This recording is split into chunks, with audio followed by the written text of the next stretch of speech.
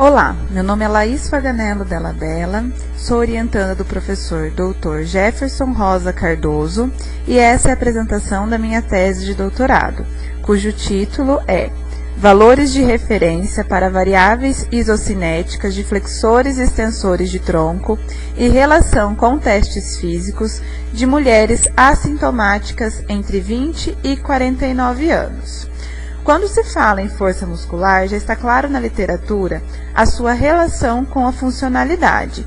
E diante desta afirmação, inúmeros estudos têm sido realizados com a análise da força da musculatura de tronco, visto a sua grande importância para a estabilização e movimento desse segmento corporal, seja para a realização de tarefas da vida diária ou para atividades mais complexas como as envolvidas no esporte. Para a avaliação do desempenho muscular, o instrumento considerado padrão ouro é o dinamômetro isocinético, que apresenta uma alta confiabilidade devido ao rigoroso controle de posicionamento, tipo de contração e velocidade em quase toda a amplitude de movimento, como pode ser observado nessa figura, onde temos representada a contração isocinética, sendo que dentro da amplitude total desta contração, nós temos a fase para alcançar o isocinetismo, que seria a fase onde ocorre a aceleração do movimento, a fase onde nós temos a amplitude de isocinetismo, onde então o movimento é realizado dentro da velocidade pré-estabelecida, e por último a fase de desaceleração, onde ocorre então a desaceleração para o término do movimento. A avaliação isocinética ela pode ser realizada em diferentes contextos, seja em pessoas saudáveis ou pessoas com alguma alteração, desde criança a idosos. Dentro dessa avaliação, nós temos parâmetros como o pico de torque, a potência e o trabalho total. E ainda uma variável secundária chamada de relação agonista-antagonista, representada pelo pico de torque da musculatura flexora dividido pelo pico de torque da musculatura extensora de tronco, que serve para nos dizer sobre o risco de desenvolvimento de lesão nesta região. Juntamente com a avaliação isocinética, pode ser realizada a avaliação eletromiográfica, que por meio de eletrodos posicionados sobre a pele, vão captar sinais sobre a ativação da musculatura nas diferentes velocidades de avaliação isocinética. Em conjunto, esses testes já foram realizados por alguns artigos, sendo então realizados em diferentes velocidades em diferentes músculos. Se viu que existe uma relação que quanto maior a velocidade, menor a porcentagem de ativação muscular. No entanto, esta relação ainda não está clara quando falamos dos músculos oblíquos internos e oblíquos externos.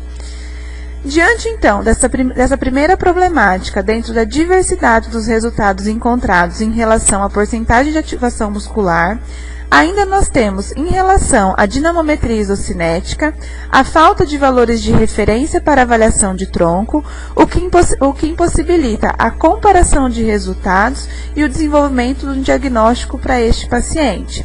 Apenas um artigo foi encontrado, no entanto, esse artigo apresenta alguns vieses, como, por exemplo, a falta de descrição do eixo de posicionamento, da sequência de velocidade de avaliação, realizou a avaliação numa pequena faixa etária e ainda não descreve como foi realizado a aquisição do pico de torque, se foi considerado apenas a fase de isocinetismo.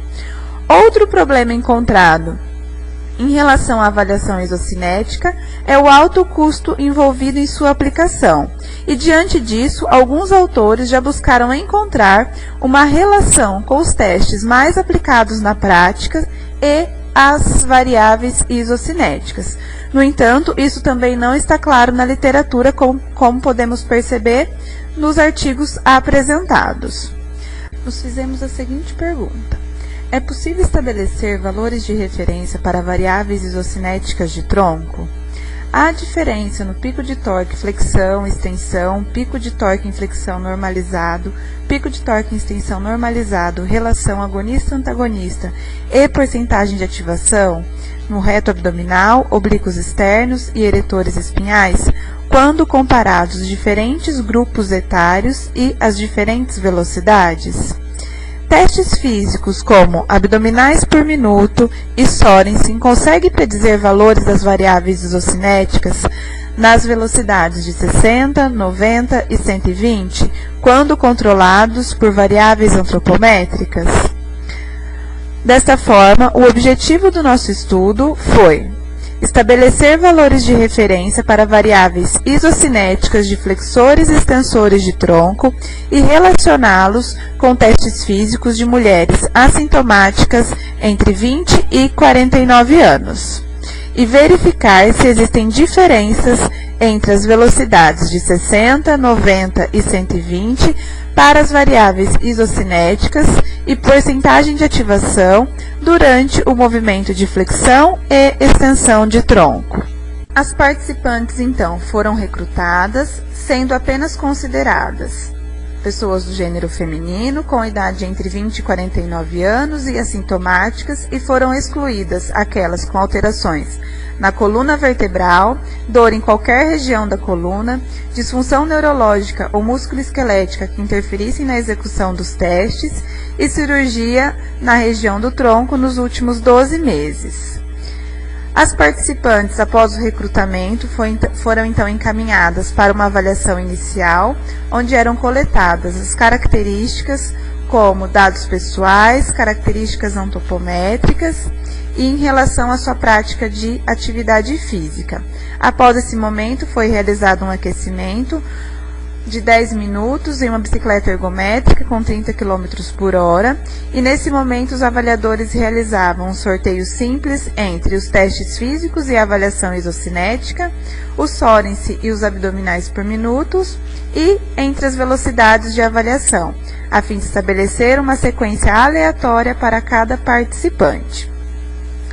O teste físico realizado foi inicialmente o abdominal por minuto, o Sorensen, depois foi realizado o posicionamento dos eletrodos no reto abdominal, oblíquos externos e eretores espinhais. A participante foi posicionada então no dinamômetro isocinético, onde ela ficou em uma posição de 90 graus de tronco em relação à coxa, e uma amplitude de movimento de 60 graus foi estabelecida, onde a partir da posição inicial a participante realizou 40 graus de flexão e 20 graus de extensão. A distribuição dos dados foi verificada por meio do teste Shapiro-Wilk. A equação de estimativas generalizadas foi utilizada para se verificar as diferenças das variáveis isocinéticas e eletromiográficas entre as velocidades de avaliação ou entre os grupos etários.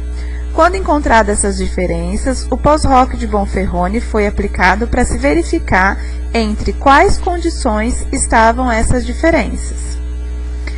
O coeficiente de correlação de Pearson foi utilizado para se verificar a relação entre as variáveis isocinéticas e os testes físicos.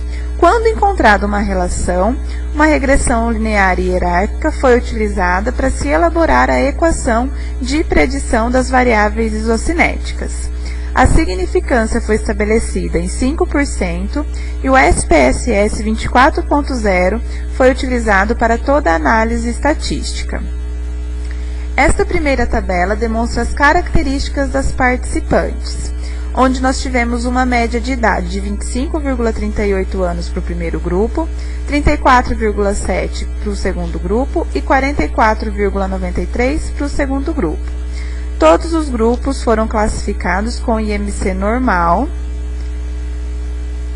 A maioria dos grupos, as participantes foram classificadas como insuficientemente ativas, exceto para o grupo de 20 a 29, que a maioria foi classificada como ativa.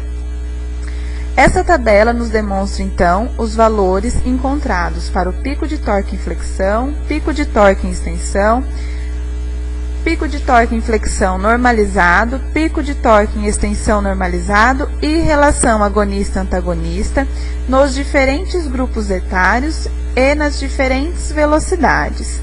Quando realizada a comparação entre as faixas etárias e entre as velocidades, foram encontradas diferenças apenas entre as velocidades, que estão demonstradas nesta figura, onde nós temos o pico de torque em flexão no grupo de G20 a 29, onde nós temos, então, diferenças entre todas as velocidades.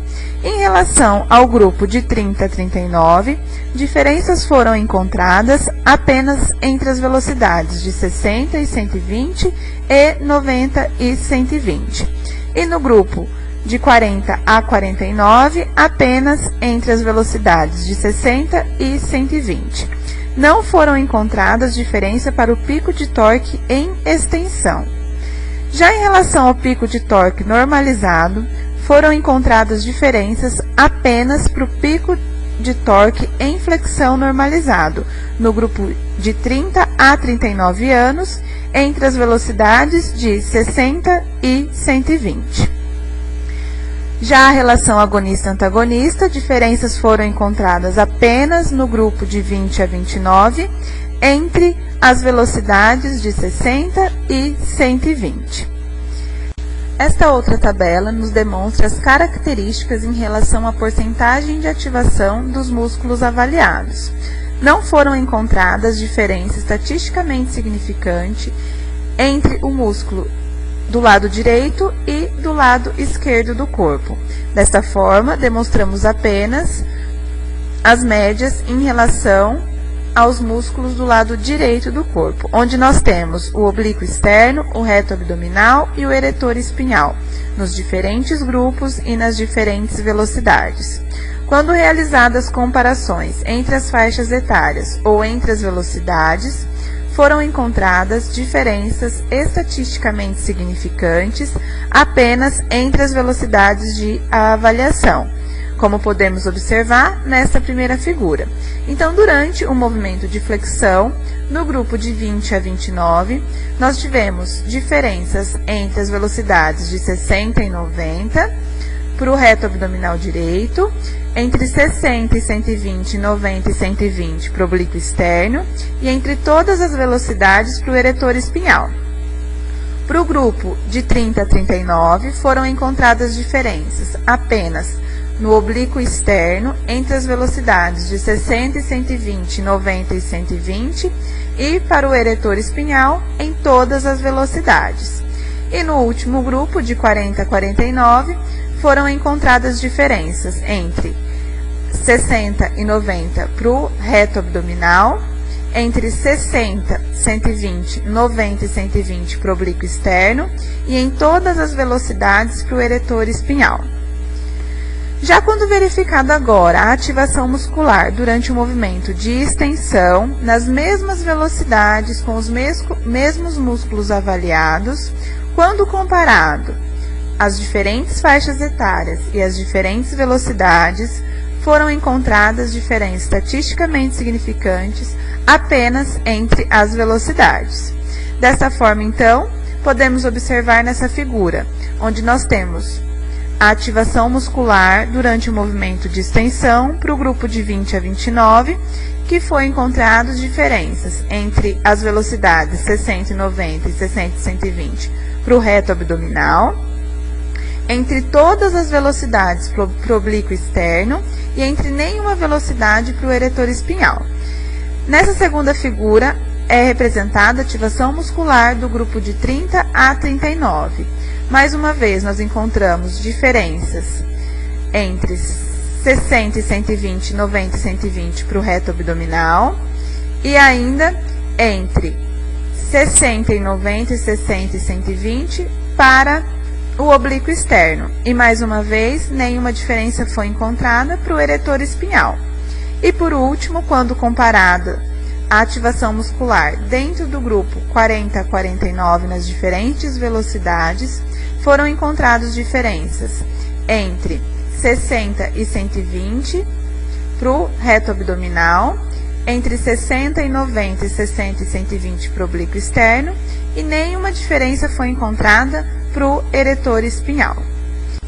Esta outra tabela nos demonstra a correlação entre as variáveis isocinéticas, antropométricas e os abdominais por minuto.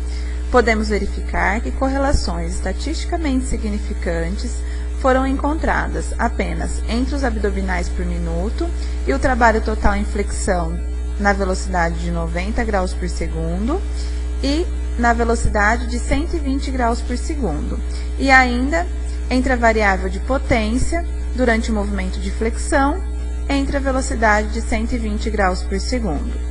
Já quando realizada a correlação entre as variáveis isocinéticas, antropométricas e o teste de Sorensen, nem uma relação estatisticamente significante foi encontrada. As variáveis com relações estatisticamente significantes foram utilizadas durante a regressão linear e hierárquica, onde o modelo 1 foi explicado apenas pelas variáveis antropométricas e o modelo 2, além das variáveis antropométricas, pelos abdominais por minuto. Quando observados os resultados da mudança do R e dessa significância, podemos verificar que o modelo 2 foi o que melhor explicou as variáveis isocinéticas, tanto para trabalho total quanto para potência. Utilizando esses valores, foi então elaboradas equações para predição também de trabalho total e potência, considerando o y como a variável dependente, como exemplificado acima, o trabalho total e a potência, o beta 0, a constante, como exemplificado acima pelos primeiros números das equações, o beta 1, beta 2 e beta 3 pela inclinação da reta, os primeiros números entre os parênteses, e o x1, x2 e x3 pelas variáveis independentes, como IMC, idade e número de abdominais. Assim, quando se pensa em relação a se propor valores de referência, alguns cuidados devem ser tomados, como o número de avaliações. Já está claro na literatura que uma única avaliação do pico de torque é capaz de apresentar o valor real desta variável, que pequenas amplitudes e velocidades menores que 120 graus por segundo devem ser utilizadas, pois amplitudes de movimento acima de 60 graus e velocidades acima de 120 graus por segundo podem gerar um desalinhamento do eixo anatômico e o eixo do aparelho. E ainda a posição seated compressed deve ser adotada quando se pensa em relação à avaliação de tronco, pois nessa posição é onde ocorre a menor interferência dos músculos flexores de quadril. Em relação às correlações encontradas entre as variáveis isocinéticas e os testes físicos, o RS 2017 não encontraram nenhuma relação significante. No entanto, Coley verificou que os abdominais por minuto são capazes de predizer em 16% o pico de torque, em 15% o trabalho total, e ainda que a massa corporal pode predizer em 28% o pico de torque e 14% o trabalho total. O presente estudo encontrou resultados onde os abdominais por minutos interagidos com o IMC e a idade podem explicar 5% do trabalho total a 90 graus por segundo, 9% do trabalho total a 120 graus por segundo e 11% da potência a 120 graus por segundo. Assim, quando utilizadas as equações propostas por esse estudo em um exemplo, onde nós temos uma mulher que realizou 25 abdominais por minuto, apresenta 30 anos e um MC de 24, verificamos que os resultados encontrados nesse exemplo será de 829,16 joules, 764,93 joules para variáveis de trabalho total e 120,12 watts para a variável de potência. Por meio desses resultados, podemos observar que eles se assemelham muito às médias encontradas nesse estudo, onde nós tivemos um trabalho total de 802, um trabalho total a 120 de 743 e uma potência de 99,1 watts. Ainda verificamos o quanto que cada abdominal por minuto pode influenciar nos resultados dessa equação. Então, 4 abdominais são necessários para se ter uma mudança de 0,28 joules para trabalho total em flexão a 90 graus por segundo. Já a 120 graus por segundo, é necessário a realização de pelo menos 3 abdominais por minuto para mudança de 1 joule. Para potência, é necessária a realização de 2 abdominais por minuto. Assim, concluímos que foram apresentados valores de referência para variáveis isocinéticas de pico de torque em flexão, pico de torque em extensão, pico de torque em flexão normalizado, pico de torque em extensão normalizado e relação agonista-antagonista nas diferentes velocidades para mulheres assintomáticas entre 20 e 49 anos. Ainda foram encontradas diferenças apenas entre as velocidades de avaliação, tanto para variáveis isocinéticas quanto para variáveis eletromiográficas, e ainda foram encontradas relações com significância entre os testes de abdominal por minuto e trabalho total durante o movimento de flexão a 90 graus por segundo e a 120, e ainda a potência durante o movimento de flexão a 120 graus por segundo.